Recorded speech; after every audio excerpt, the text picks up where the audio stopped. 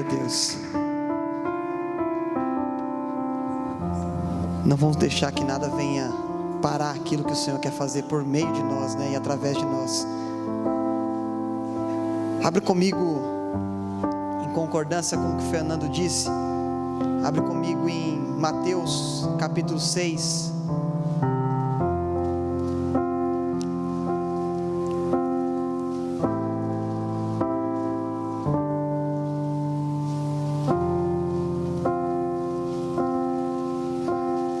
Lembre-se de quem bebeu de um fel amargo de uma taça, que ainda existe quem e torça para assistir uma desgraça, e dos fariseus que engodam com aquilo que é nosso, e dos mercenários que cobram para nos dar o que é de graça. Lembre-se de quem gera das entranhas o seu povo, que valemos mais que o mundo inteiro com seu ouro, e aquele sacrifício é vivo e permanece para sempre em nós, para sempre.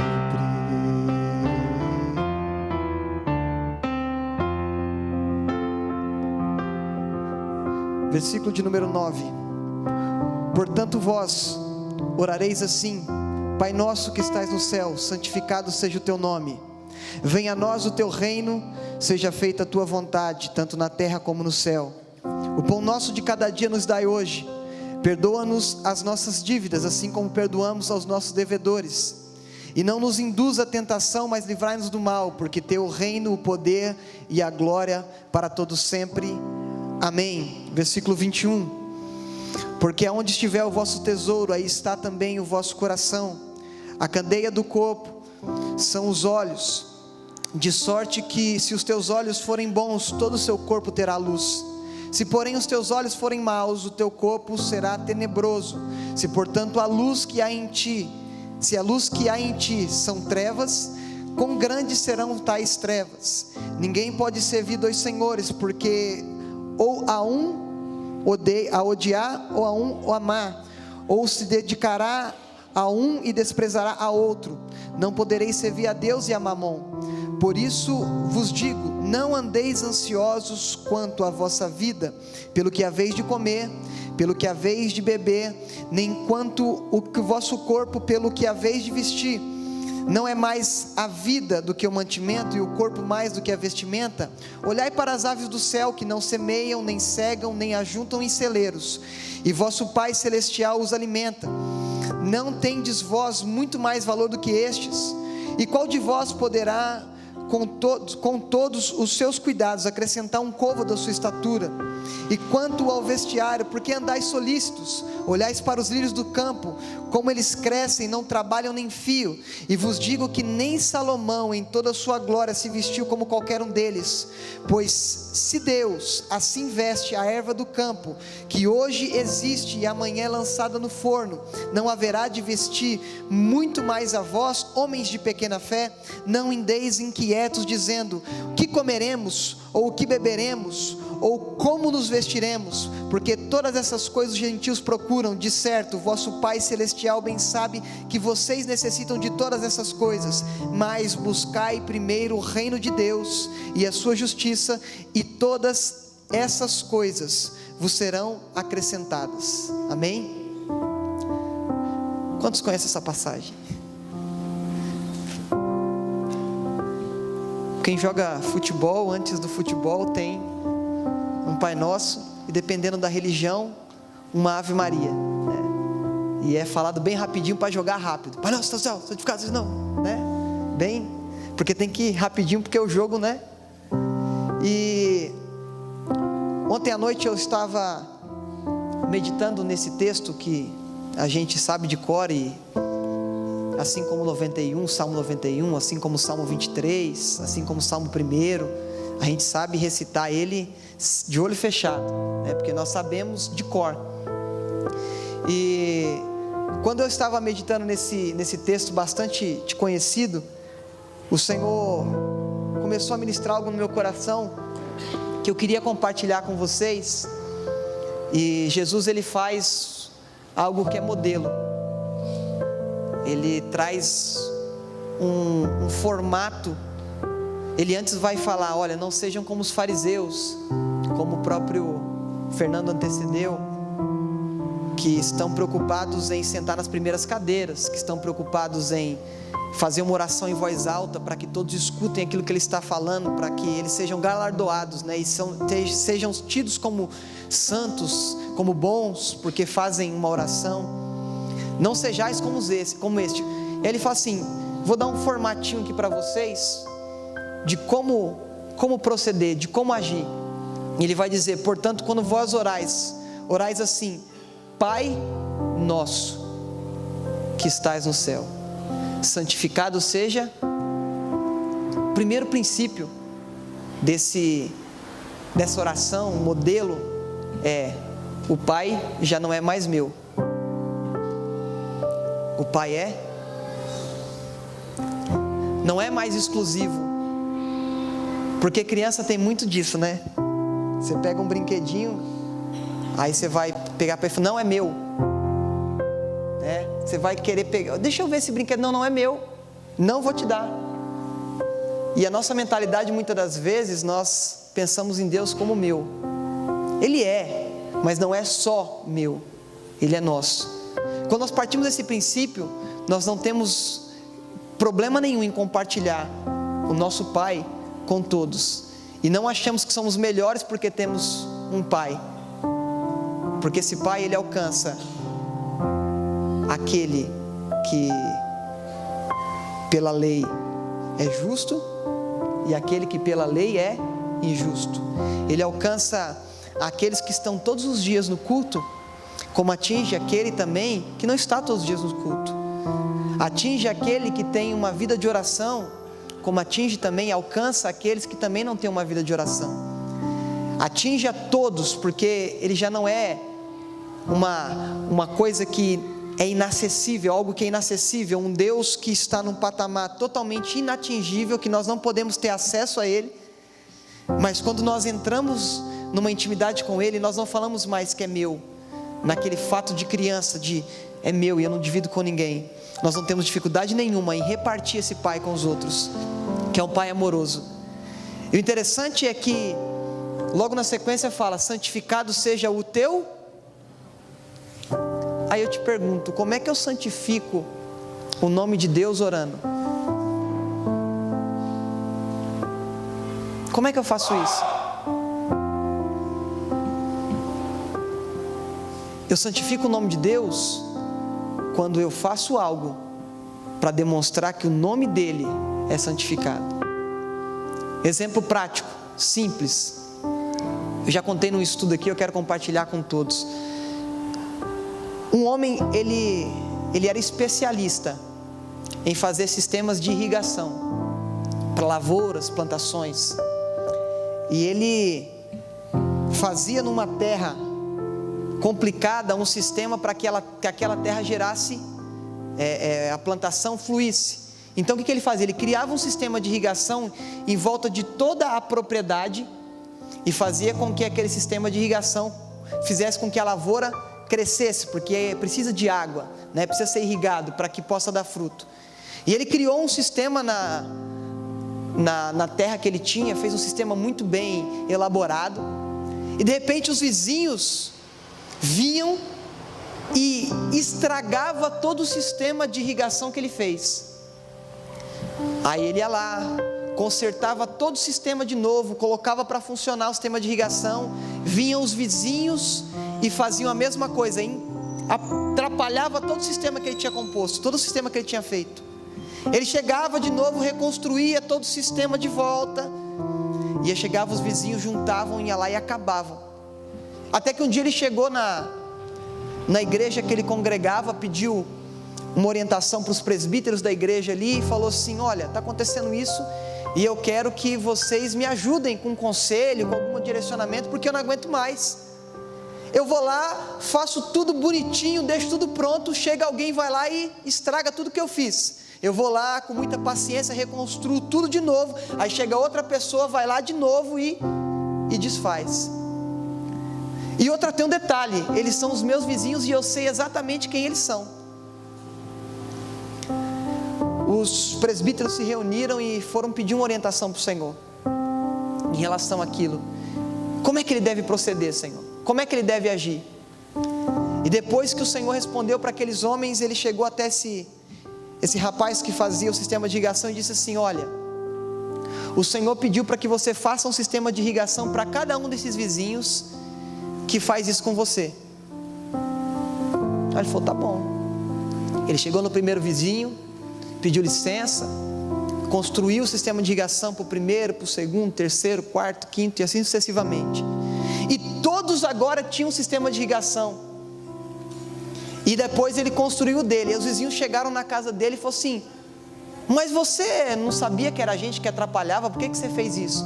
Você não sabia que a gente que estava atrapalhando o processo do crescimento da sua lavoura, e você não sabia que era nós? Sabia. Mas por que você fez isso? Porque eu tenho um pai que me ensinou que eu tenho que seguir a vontade dele, não a minha, que eu tenho que fazer que a justiça dele prevaleça e não a minha, que tem que fazer que o querer dele seja feito e não o meu. Por isso que eu fiz. Ele santificou o nome de Deus sem pregar um sermão de 1 hora. Ele santificou o nome de Deus sem chegar e falar assim: olha, arrependei-vos porque é chegado o reino de Deus, raça de víbora. Ele não precisou fazer isso.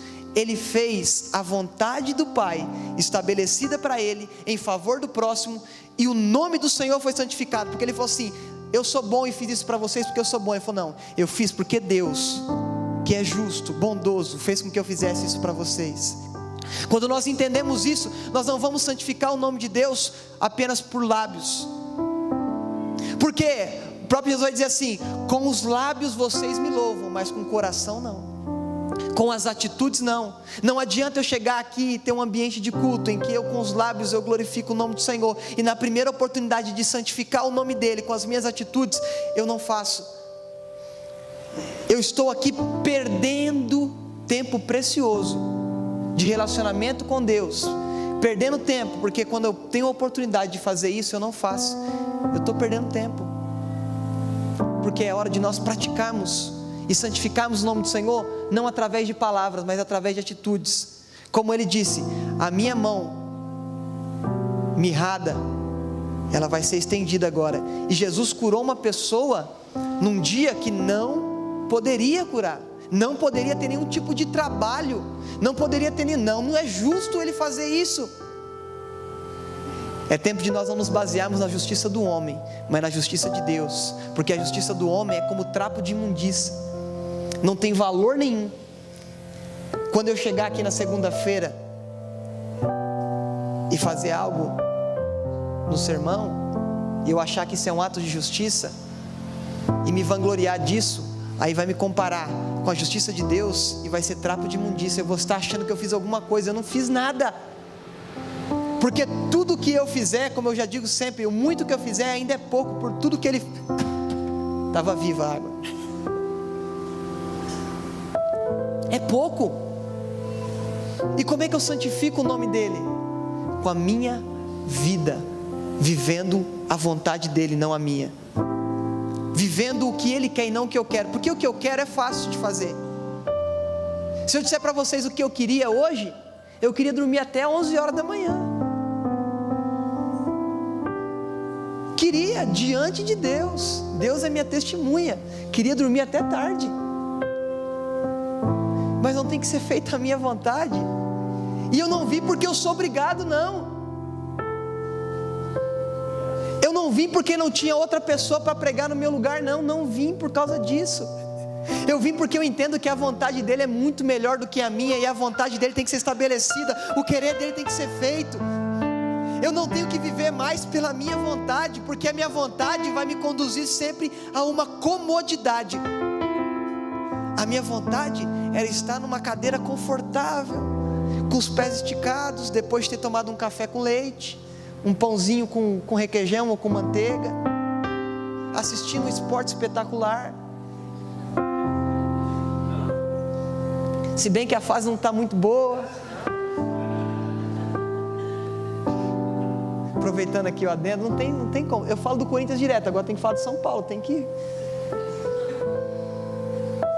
Tá ruim o negócio. Tava pensando em fazer até uma campanha aqui para ver se, né? Pelo nosso irmão Dorival Júnior, né? Ver se dá um jeito.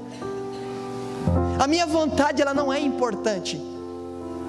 O importante é a vontade dele. A minha vontade vai me conduzir a um lugar de comodidade. E o ser humano é assim. O ser humano, ele... Vamos lá, eu tenho uma cama que ela é um colchão normal naquele estrado. Depois eu quero um conforto maior, eu compro uma cama box. Aí eu não contente com a cama box, eu compro uma king size, né? Toda top. Com fios de... Como é que é? Com 180 fios, 300 fios, não sei quantos fios, né? Porque cada vez mais eu quero me confortar, eu quero ser confortável.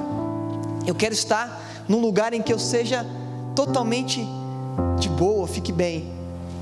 E quanto mais eu tenho conforto, mais eu busco conforto.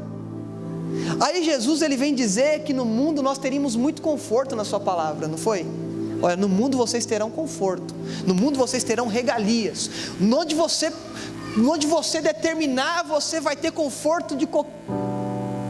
No mundo nós teríamos aflições, mas tende bom ânimo. Por quê? Eu venci a coisa mais difícil que tinha para vencer, o mundo. Eu venci para que vocês pudessem ter um bom ânimo e também tivessem aflições. Porque se nós tivéssemos bom ânimo, tivéssemos conforto e não tivéssemos aflições, nós nos tornaríamos filhinhos mimados, que quando o pai chegasse e falasse assim: meu filho, não vai ali, filho, não é para ir para esse caminho, não quero, eu sei o que é bom para mim.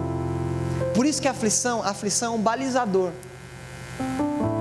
Eu fui numa campanha de 12 dias no começo do ano, e em vez de profetizar bênção, eu profetizei aflição para a igreja. Eu falei assim: ó, eu vim aqui para sua vida. Aí o pessoal ficou olhando assim com a cara para mim, tipo... Aí eu falei: sabe por quê? Porque a aflição que Jó passou, a aflição que Jó foi submetido, fez com que no capítulo 42 ele fala assim: bem sei eu que tudo podes, e nenhum dos teus pensamentos podem ser impedidos. E quem é aquele que sem conhecimento encobre o conselho? De coisas que eu falava que eu não entendia, coisas que para mim eram maravilhosas demais e eu não tinha capacidade de compreender. Agora tu me falas, escuta-me e eu falarei. O Senhor falando com Jó: e te perguntarei. E ele vai falar: e o Senhor ensina-me. Antes eu conhecia de ouvir falar, mas agora os meus olhos... A aflição faz eu passar de um estágio de ouvir o que o Fábio falou para mim a respeito dos relacionamentos que ele teve com Deus, que ele viu a Deus, passa a eu ter um relacionamento que eu consigo ver a Deus, mesmo ele não estando visivelmente presente na minha vida, mas eu consigo ver ele, não porque o Fábio me falou que Deus podia fazer, que Deus podia acontecer, não, porque agora os meus olhos, não os olhos do Fábio, te veem. Aflição. Por isso que nós temos que entender que a vontade dele é sempre melhor do que a minha, que o querer dele é sempre melhor que o meu. E depois vai dizer assim: venha o quê? O teu? Abre comigo em 1 Samuel, capítulo 8, verso 4 e 6.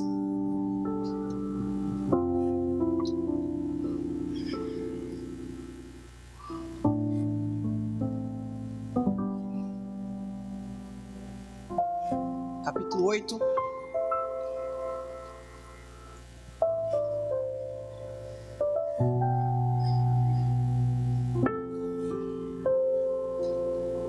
verso 4 diz assim: então todos os anciões de Israel se congregaram e vieram a Samuel a Ramá e disseram-lhe: eis que já estás velho, e os teus filhos não andam pelos teus caminhos. Constitui-nos, pois, agora um sobre nós, para que ele nos julgue como tem todas as nações. O que o povo chegou em Samuel e pediu assim? Samuel, nós queremos um rei. Samuel, nós queremos alguém que seja aquele que vai nos julgar, assim como todas as nações têm. Nós queremos um rei. Mas eu pergunto, eles já não tinham um rei? Eles já não tinham um rei que era sobre eles?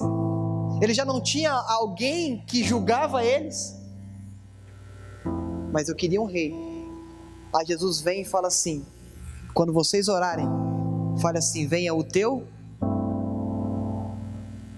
O reino, ele vem acompanhado de um rei.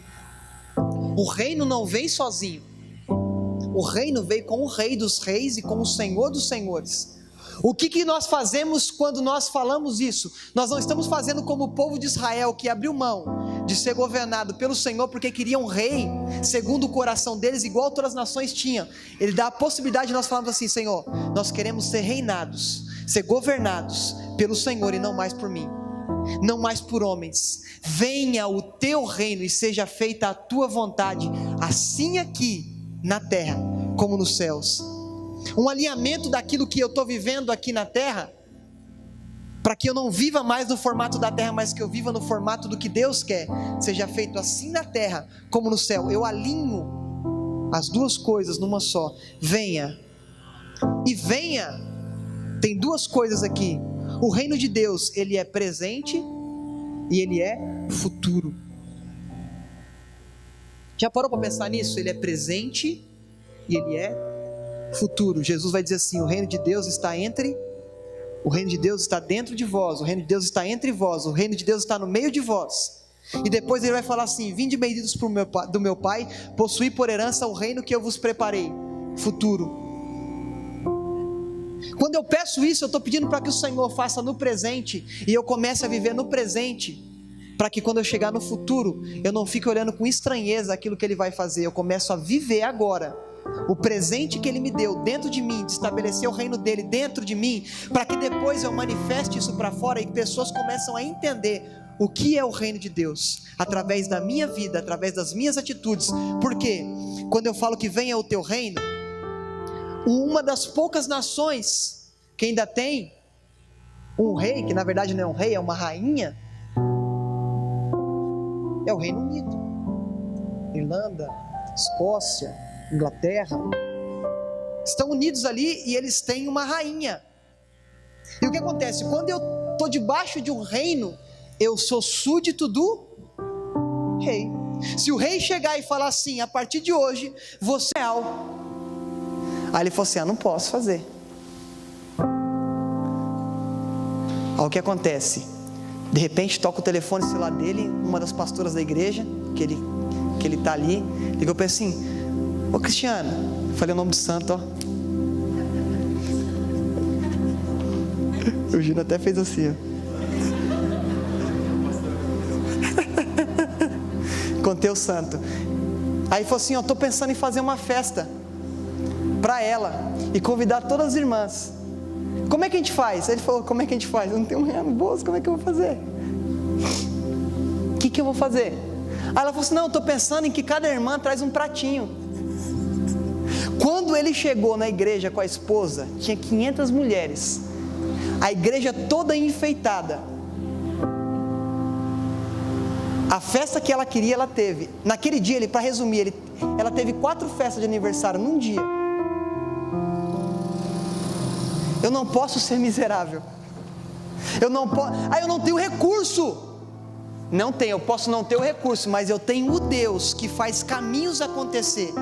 Eu tenho um Deus que propicia até aquilo que eu não sou capaz, porque eu vou olhar aqui e falar assim: olha, eu não tenho R$1 para fazer. O Senhor é capaz de fazer aquilo que eu não sou capaz de imaginar. Que Ele falou: eu não sou capaz de fazer uma festa. O Senhor falou: eu sou capaz de fazer 4.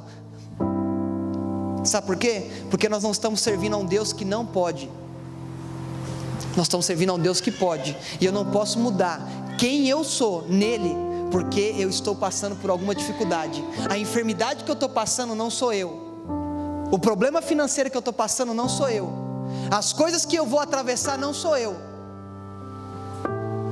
é passageiro. Ninguém vai chegar no velório de alguém e falar assim: ô, coitado, morreu de prova. No certidão de óbito chegar lá e falar assim: causa da morte, provação. Não tem, não existe. Porque as coisas que nós passamos, as coisas que nós vamos passar, tem um tempo para começar e um tempo para...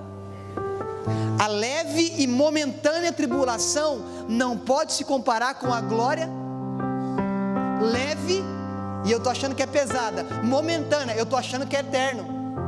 É leve e momentânea, vai passar daqui a pouco, acabou. Ah, mas você não sabe o que eu estou passando. Eu posso não saber, mas Ele sabe. E eu vou dizer, Ele passou por coisa muito pior do que eu e você. Sabe o que é seus irmãos não reconhecerem seu ministério? Os irmãos de Jesus não reconheciam o ministério dele, vão reconhecer depois. E depois Tiago vai fazer questão: eu, Tiago, irmão de Jesus. Na hora que ele estava vivendo, depois que ele morre, ressuscita, aí sim, agora eu sou Tiago, irmão de Jesus.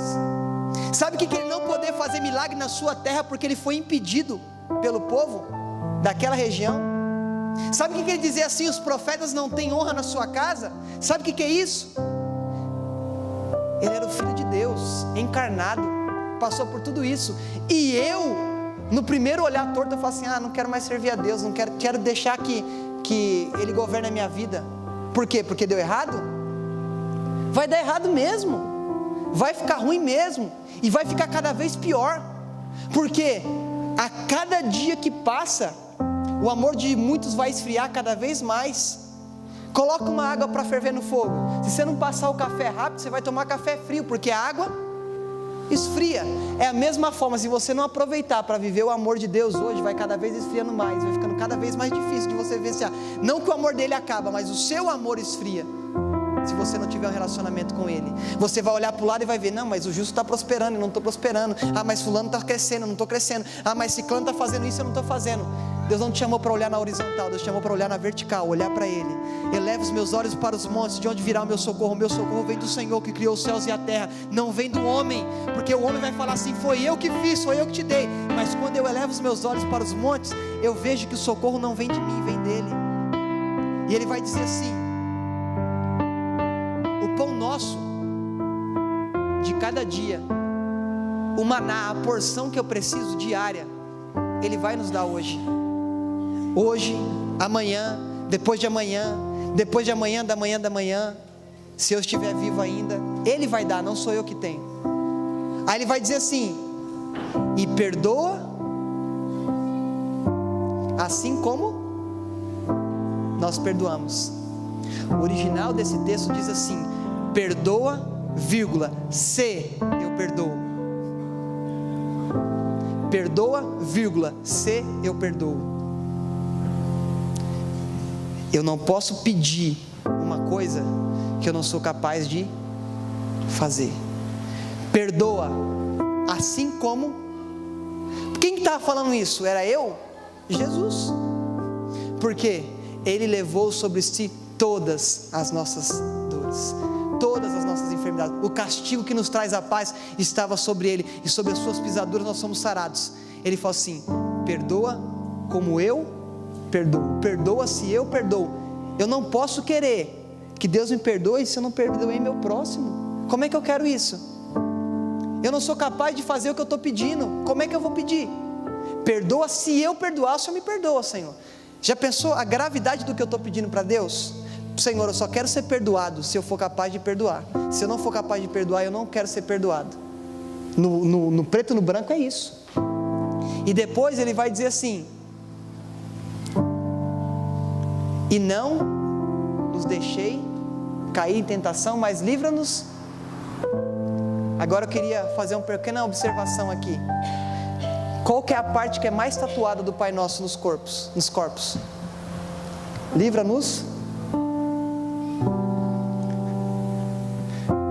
É a parte que Ele tem que fazer para mim.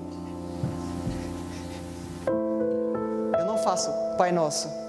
Eu não faço venha o teu reino. Eu não faço seja feita a tua vontade. É livra-me do mal. Ou seja, aquilo que é para Ele fazer, eu lembro. Aquilo que é para eu fazer, eu esqueço. Aquilo que é para eu fazer, eu não dou tanto destaque. Mas aquilo que é para Ele fazer, eu evidencio. Só que tem um detalhe: esse livra-nos do mal, não é simplesmente livra-me do mal quando vem o bandido te assaltar e você é livrado do mal. Não. É você ser livrado de ser aquele bandido. A oração está falando assim: Senhor, livra-me do maligno, que não haja espaço dentro de mim para que o maligno haja. Quando eu peço isso, eu estou pedindo que eu seja preenchido totalmente por Deus, ao ponto de que o maligno não tenha nenhum espaço dentro de mim para que ele haja. Não é ser livrado de um acidente, não é ser livrado de um assalto, não é ser livrado de um assassinato, é ser livrado de eu fazer isso. Porque o Senhor vai dizer: vem o príncipe deste mundo, em qual não tem espaço algum dentro de mim. Ou seja, o maligno não tinha espaço nenhum dentro de Cristo. E o que Ele faz? Que nós sejamos livres, libertos, que o maligno haja dentro de nós. Ou seja, eu tenho que preencher todo o meu ser dele, ao ponto de que não tenha nenhum espaço em mim para que o maligno interfira, para que o maligno roube a essência daquilo que eu estou vivendo. Então, quando eu falo livra-me do mal, eu não estou falando só do mal, eu estou falando do maligno agir. Agora pense em você com todos os espaços preenchidos por Deus. Aonde que vai entrar alguma coisa? Pensa em cada um de nós sendo preenchidos pelo Espírito Santo, ao ponto de cada parte do nosso ser ser preenchido por Ele. Pensa numa garrafa cheia de água, cheia até a boca, você não consegue colocar mais nada, porque não tem espaço. Ou seja, quando nós falamos assim: Senhor, livra-me do mal, eu não estou falando livra-me do que pode acontecer de mal, porque eu não preciso lembrar de Deus fazer isso, que não tem espaço nenhum dentro de mim para que o maligno roube aquilo que o Senhor colocou dentro. Ou seja, eu encho do Espírito e tampo, ele não consegue penetrar. Quando nós entramos na presença dele, nós não nos preocupamos mais com a nossa aparência, mas com a aparência dele em nós, e que não tenha nenhum espaço para que o inimigo roube. E Jesus vai dizer assim: aonde está o seu coração, aí está o seu. Por quê? Não andeis ansiosos por coisa, com o que comer, com o que beber e com o que. Porque os passarinhos não semeiam, mas comem. Os lírios do campo, nem Salomão se vestiu como os lírios do campo, que hoje nasce, a erva do campo hoje nasce, amanhã murcha, mas eu cuido delas. Não andeis ansiosos por coisa alguma. Por quê? Porque se nós andarmos ansiosos, nós vamos ficar chegando a pessoa: Senhor, eu tenho que comer amanhã, Pai. Senhor, eu quero aquele Nike Air Max, oh Pai. Senhor, eu quero aquela bolsa Louis Vuitton, Senhor. Não andeis ansiosos por coisa alguma, nenhuma coisa,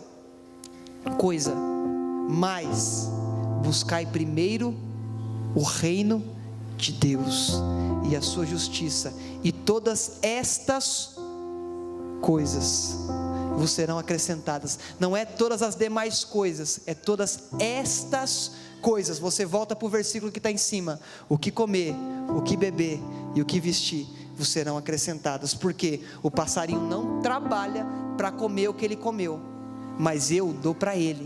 Porque não andeis ansiosos por coisa alguma. Eu cuido do passarinho, eu cuido do lírio, quanto mais de vós, quanto mais de mim e de você. Não podemos andar ansiosos. Por que eu vou ficar perdendo meu tempo pensando em coisas que o Senhor falou que vai cuidar de mim, enquanto isso eu não busco o reino dele, não busco a sua justiça, não busco a minha justiça? Eu não chego, lugar de buscar a sua justiça é no fórum, não é na igreja. Eu não busco a minha justiça, eu busco a justiça de Deus. Buscai primeiro o reino de Deus e a sua justiça, e todas essas coisas vos serão acrescentadas. Porque quando eu estou buscando o reino, eu não estou preocupado se eu vou comer. Eu sei que eu vou comer, porque Ele tem cuidado de mim. Eu não estou preocupado se eu vou beber, porque eu sei que eu vou beber, porque Ele tem cuidado de mim. Eu não estou preocupado com o que eu vou vestir, porque eu sei que eu vou vestir, porque Ele vai cuidar de mim em cada detalhe, porque eu não estou buscando a minha vontade, eu estou buscando a vontade dele, assim na terra como no céu. Eu não estou preocupado com o pão nosso de cada dia, porque ele falou que se eu buscar o reino de Deus, o pão nosso vai ter cada dia. Eu não estou preocupado se eu vou ser perdoado, porque a partir do momento que eu vivo o reino, eu perdoo, e todas as minhas dívidas, as minhas transgressões são perdoadas, porque eu estou vivendo nele. Eu não estou preocupado se eu vou andar de Air Max ou se eu vou andar de chinela havaiana. Eu estou preocupado se eu vou andar com ele ou sem ele. Eu não estou preocupado se eu vou comer picanha, salmão, arroz à grega. Eu não estou preocupado, eu estou preocupado se o que eu vou comer, ele vai estar sentado na mesa comigo, participando do mesmo pão.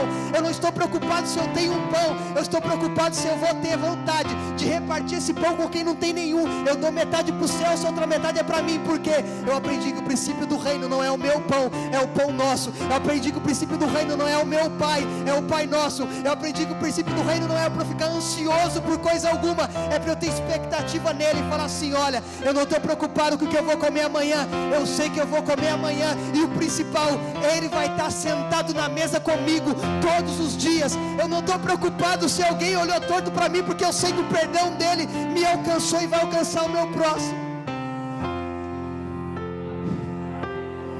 A preocupação deixa para os gentios que não conhecem a Cristo. Nós somos gentios que conheceram a Cristo, e conhecendo a Cristo nós falamos: venha o teu reino, seja feita a tua vontade. Eu estou abrindo mão, eu te convido nessa manhã a abrir mão de tudo, ou melhor, abrir mão de nada por tudo, porque nós achamos que nós temos tudo, mas nós não temos nada. Abre mão de nada por tudo. Nada. Mas eu tenho meus compromissos. Eu não estou te chamando para ser irresponsável. Eu não estou te chamando para ser, desculpa a expressão aqui forte, vagabundo. Não estou te chamando para isso. Não me interprete mal. Eu estou te chamando para viver uma vida de dependência, de entender que enquanto não chover, a farinha da panela não vai acabar, nem o azeite na botija. Enquanto não chover, porque o Senhor, Ele faz de acordo com a minha necessidade, não de acordo com a minha precisão, do meu querer. Ele faz de acordo com a minha precisão, e não de acordo com o meu querer, com a minha vontade. Ele faz assim: enquanto não chover, que você possa plantar, colher e viver do que você plantou e colher, o azeite da botija não vai acabar, nem a farinha da panela. E o que acontece? A outra viúva lá do capítulo 4 de 2 Reis, ele fala assim: olha, deita o azeite sobre as vasilhas emprestadas. Quando acabou a última vasilha emprestada, o azeite parou. Ela chegou até o profeta, não fez por conta própria, chegou até o profeta e falou assim: o que eu faço? O que eu faço? Ele fala assim: vende, paga a sua dívida e vivei o resto de Deus é o suficiente para viver o resto da minha vida. O resto, que é pejorativo, a gente pensa em resto com aquilo que você joga fora quando você não come. O resto, na verdade, é a parte que sobrou. O que sobrou depois de eu pagar todas as minhas dívidas é suficiente para viver toda a minha vida. Ou seja, quando eu vivo na direção de Deus, eu vou chegar. Por que aquela mulher chegou até o homem de Deus? Porque o homem de Deus era a personificação do direcionamento de Deus. Então ela chega no profeta, porque ela não tinha quem falar. Ela chega até o profeta e fala assim: homem de Deus. Ou seja, ela reconhece que ele é um homem de Deus. O que eu faço? Ele fala: vende, paga a dívida e vive do resto. Ou seja, quando eu busco o direcionamento de Deus, Deus não somente paga as minhas dívidas, mas também Ele faz com que eu viva do resto, o resto da vida. O que sobrou, a gente olha com um olhar pejorativo. Vamos pegar o que resta do guarda-roupa do Celso e me deu, aí eu vou olhar, não, é o que sobrou. Mas quando eu entendo que é o benefício de Deus, eu não olho para o resto como uma coisa errada, como uma coisa ruim. Eu olho com o resto como uma provisão de Deus, e que vai cuidar de mim em cada detalhe, até o último dia da minha vida. Enquanto não chover, não vai acabar. Quando eu entendo isso, eu não vou mais viver pelas circunstâncias. Como diz o hino antigo que o Gessé cantou comigo no estudo: não olhe para as circunstâncias, não, olhe o seu amor. Não me guio por vista, alegre estou. Por quê? Abacuque capítulo 3 verso 17 diz assim: ainda que não haja vacas nos currais, o fruto da oliveira minta, as vacas sejam arrebatadas do curral, ou seja, não tenha mais nada. Ainda que eu passe por tudo isso, eu o quê? Me alegrarei e exultarei no Deus da minha. Ainda que alguma coisa sua seja levada, ainda que nós perdamos algumas coisas, ainda que nós não tenhamos tudo que nós queremos, a nossa alegria não vem nas coisas, a nossa alegria vem do Senhor. Eu me alegrarei no Senhor e exultarei no Deus da minha. Eu não ando mais pelo que eu vejo, eu ando por aquilo que eu creio. Eu não ando mais pelo que eu tenho no bolso, eu ando pelo Deus que guia o meu bolso. Eu não ando mais pelo que eu estou olhando na minha frente e falo assim: está tudo ruim. Eu consigo ver em uma pessoa que ninguém dá nada, uma semente, e depois que eu ver essa semente, eu começo a ver uma árvore cheia de frutos. É assim que o Senhor olha para nós.